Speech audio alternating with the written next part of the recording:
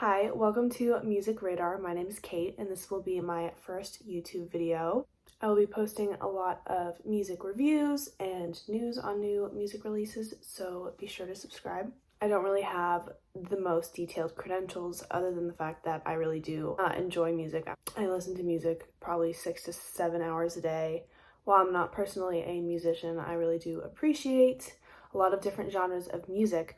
Okay, so for today, I will be talking about 3 of my favorite indie albums that I feel like are underrated.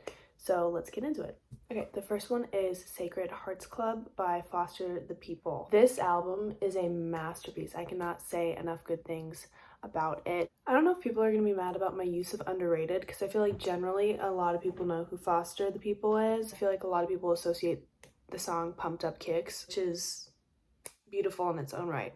But this is their other album that came out in 2017 that I feel like a lot of people don't know about. I would say it's definitely edgier than their previous work. I would consider it very psychedelic, inspired by kind of the 60s sound a little bit. A lot of the songs remind me of MGMT, which I also really love. The songs could be classified more into the electro pop category. I feel like there's such a variety to the instrumentals on a lot of these songs, whether it's the grittier guitar or the more fluid, melodious synth that we see in songs like Doing It for the Money. They're both so well complemented by these like ethereal vocals, and they're just stunning. Perfect. Love them. My 3 top songs would be Lotus Eater, Static Space Lover, Static Space Lover, and SHC.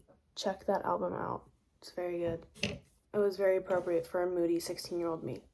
The second album that I want to talk about is Floor, Come Out You're Hiding. Not sure if a lot of people are familiar with their work. It is fantastic. This leans a little bit more towards pop than Foster the People does. They're going to be a little bit more of the funkier, more experimental sound. This is pure like indie pop. This is very uplifting indie pop, but I feel like their sound is still unique enough that it needs to be acknowledged. It doesn't fall into a lot of the monotonous categories that a lot of that kind of sunshine indie pop has slid into, where a lot of those songs sound the same. Zach Grace, which is the lead singer and guitarist, has very compelling vocals, emits passion in how he sings, and it accompanies the music so well. This album has such deep layered instrumentals, I think, and they just really take the songs to the next level, again focusing very heavy on the guitar.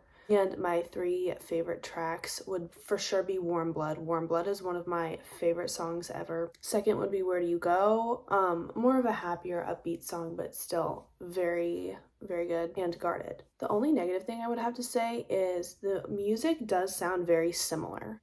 It does have the same feeling for a majority of the album, and some people might call that repetitive, but I think their sound in general is much more unique, and the vocals are a different sound than what we have been hearing, so I really enjoy it. And lastly, the third album that I will be talking about is Bad Sons, Disappear Here. This would definitely fall into like the sunshine indie rock category. A lot of really heavy beats, uplifting guitar. This is the music that you would drive down to the beach listening to. That's the best way I can describe Bad Sons. Again, this album came out in 2016, so all of these are just very nostalgic albums for me. I listened to them when I was a young teenager, and I thought I knew everything about the world.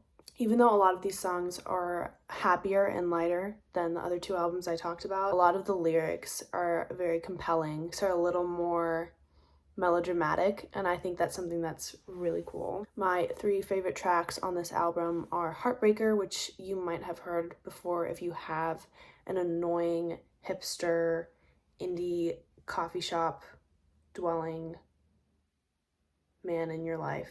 Off She Goes and Swimming in the Moonlight. So that's a quick little review of my 3 favorite indie albums. Again, I don't know what qualifies as indie. In my opinion, these all have certain connections to the genre, are all very unique, and I think everyone should give them a listen. Thanks for watching. Sorry if I stumbled over my words. I'm not a huge fan of filming myself, so bear with me. This is my first video. Thank you for watching, and if you would like to subscribe, feel free. Bye!